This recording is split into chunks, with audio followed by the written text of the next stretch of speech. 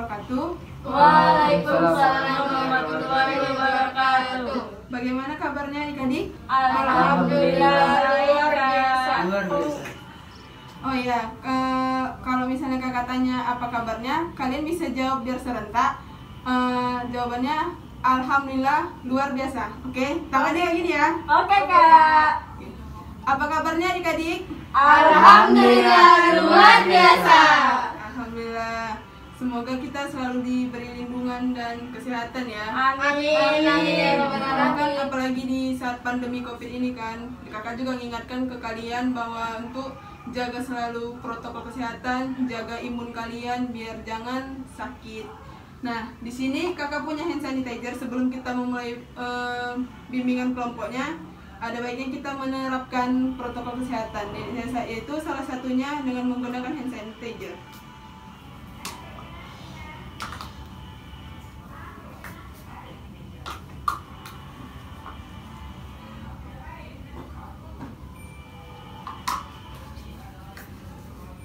Oke, nah sebelumnya kan kita pasti udah saling kenal kan, cuman kakak pengen yang lebih akrab lagi. Kalian boleh perkenalan itu menggunakan games, tapi nama gamesnya rangkaian nama. Nah di sini kakak pengen kalian lebih akrab lagi. Caranya kakak nyebutkan nama kakak. Nanti setelah kakak dimulai dari yang sebelah kanan kakak. Yang sebelah kanan kakak nanti kan sebagai orang pertama. Dia nanti menyebutkan sebelum namanya, dia menyebutkan nama kakak dulu, baru nama dia, dan begitu juga orang yang seterusnya. Paham? Kak, boleh kasih contoh? Oh ya, gini.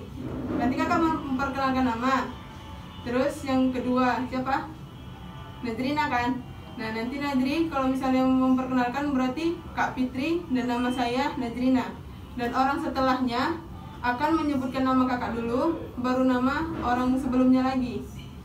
Paham? Paham kak. Perkenalkan, nama kakak Fitri Hairani dari Munte, kakak dari Universitas UIN Sumatera Utara, kakak dari Fakultas Ilmu Tarbiyah dan Keguruan, dan kakak jurusan bimbingan dan konseling. Setelah itu Kak Fitri dan nama saya Nadrina Skila. Kak Fitri, Nadrina, dan nama saya adalah Nia Rizka Putri. Kak Fitri, Kak Najri, Kak Nia, dan nama saya Ahmad Idris. Kak Fitri, Kak Nazrina, Kak Nia, Idris, dan nama saya Adila. Kak Fitri, Kak Nazrina, Kak Nia, Idris, dan Dila, nama saya Ica. oke. Jadi yang di sini yang hebat si Ica ya, karena kan dia bisa ngapelin nama kita semua di sini. Mantap. Oke. Adapun hal yang harus diperhatikan dalam kegiatan kita ini, yaitu yang pertama, kalian kalau ingin menyampaikan pendapat atau pertanyaan, kalian harus angkat tangan dulu. Di Oke, sini Kak. kakak sebagai ketua kelompoknya dan kalian adalah anggota kelompoknya. Sebelumnya kakak mau nanya, kalian udah pada tahu belum arti bimbingan konseling kelompok? Ada yang pernah dengar? Tidak. Belum ada? Tidak kak. Oke, kakak akan jelaskan ya.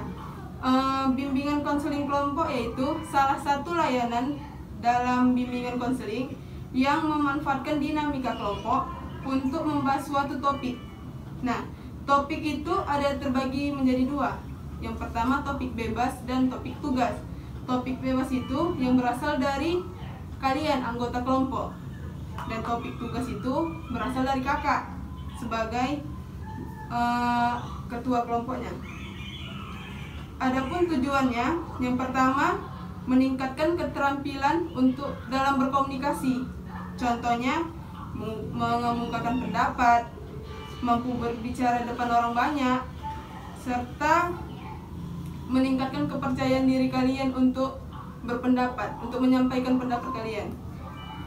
Yang kedua, belajar menghargai pendapat orang lain. Yang ketiga, bertanggung jawab atas pendapatnya. Yang keempat, kita menjadi akrab dengan terbentuknya bimbingan konseling kelompok ini.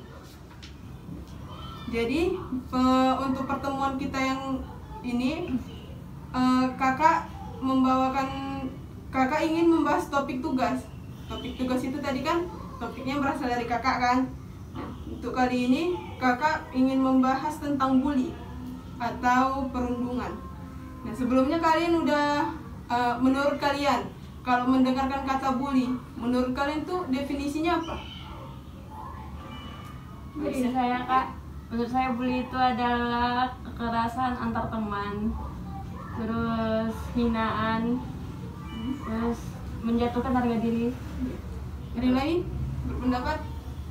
Menurut saya Kak, itu adalah tindakan sebuah kekerasan terhadap seseorang ataupun terhadap sebuah teman. Dan itu sangat tidak diinginkan oleh semua orang. Bully itu. Itu aja. Ada lagi? Apa? Bisa menyebabkan kurangnya kepercayaan diri seseorang, terus merusak mental seseorang. Ada lagi? Nah, kata bully itu sendiri seperti yang kalian jelaskan tadi kan, bahwa itu memang tindakan yang secara disengaja oleh orang lain yang dia sendiri nggak tahu dampaknya apa. Dampaknya itu bisa banyak, dari dia itu bisa psikisnya itu kayak itulah, kurangnya percayaan diri dia akibat dibully kan. Terus bisa juga dia orang yang sering dibully, dia bisa ngerasa nanti kalau misalnya udah terlalu sering dibully, dia bisa jadi stres. Dan hal yang paling ditakuti dari dampak bully itu adalah takutnya dia tadinya dia stres, lama-lama dia kayak ngerasa dirinya itu nggak berguna dan akhirnya dia bunuh diri.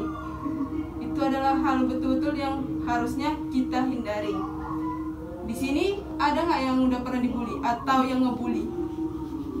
Iya, coba ceritakan pengalamannya. Mana tahu di sekolah atau di mana gitu.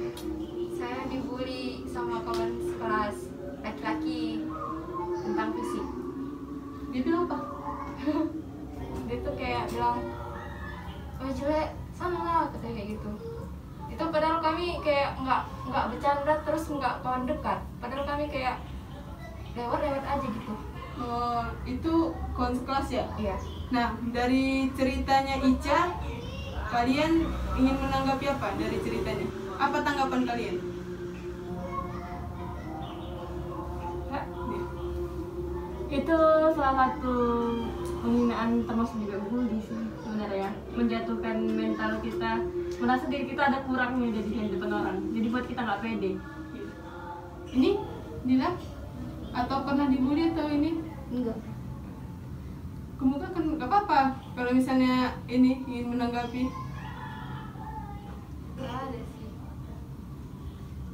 Nah, itu itu si Ica tadi kan dia pernah dibully katanya kan, dan itu mungkin menurut yang membuli bercanda, tapi sebenarnya itu harus ya kalau misalnya apa itu kan memang bukannya harus dikatakan bercanda. Sekarang kan ada dengan sebutan body shaming namanya, dan itu ada undang-undangnya kan. Kalau bercanda itu seharusnya pun nggak kayak gitu ranahnya, karena bisa nanti si Ica-nya jadi nggak yang tadinya dia percaya diri jadi nggak percaya diri. Terus di sekolah takutnya itu berpengaruh sama prestasi dia, karena dia tadi takut nanti orang lain bilang kayak gitu lagi. Terus lama-lama dia nggak fokus belajar, yang akibatnya secara nggak sengaja dan tanpa disadari dia prestasi dia bisa turun karena fokus dia hilang untuk belajar. Kayak mana menurut adik-adik? Betul kan? Iya Kak. Dan kayak mana pendapat kalian kalau misalnya kalian pernah dengar orang sekitaran kalian itu lagi dibully?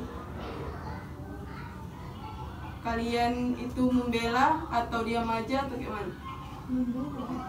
Pastinya membela Kak, karena kalau pembulian itu kan tidak dibenarkan dimanapun berada. Iya, betul.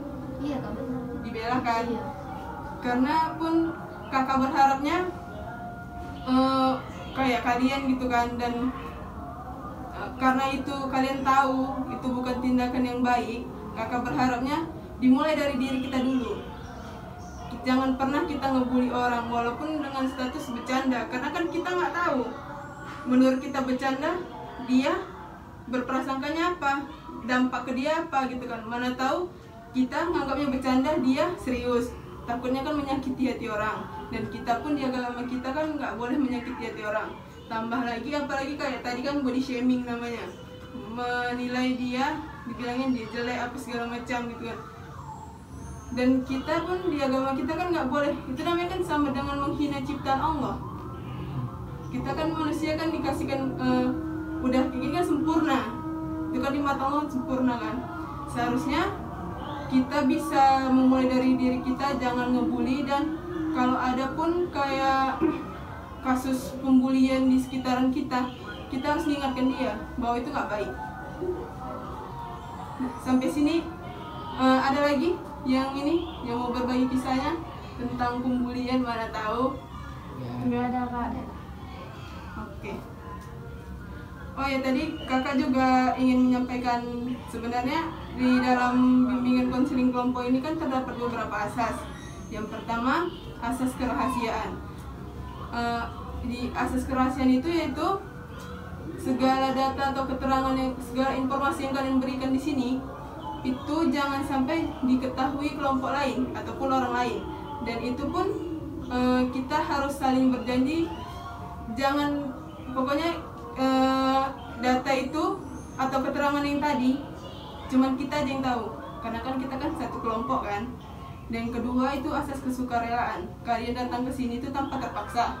Yang ketiga, asas keterbukaan, kalian di sini harus terbuka karena kita kan lagi sharing untuk berbagi. Yang keempat tuh asas kenormatifan. Yang kelima, asas kekinian.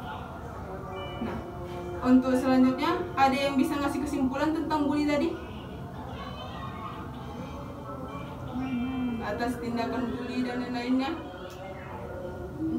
Nanti kakak tambahin nggak apa-apa. Apa-apa? Kalau nggak ada. Nah, kesimpulannya yaitu pembulian kan tadi suatu tindakan kan, suatu tindakan yang disengaja mungkin dari orang lain, yang tadi mungkin niatnya bercanda, tapi itu memiliki dampak yang besar karena secara nggak sengaja dia bisa ngejatuhkan mental si korban dan memiliki dampak yang besar sampai dia bisa nanti menjadi bunuh diri gara-gara stres karena pembulian.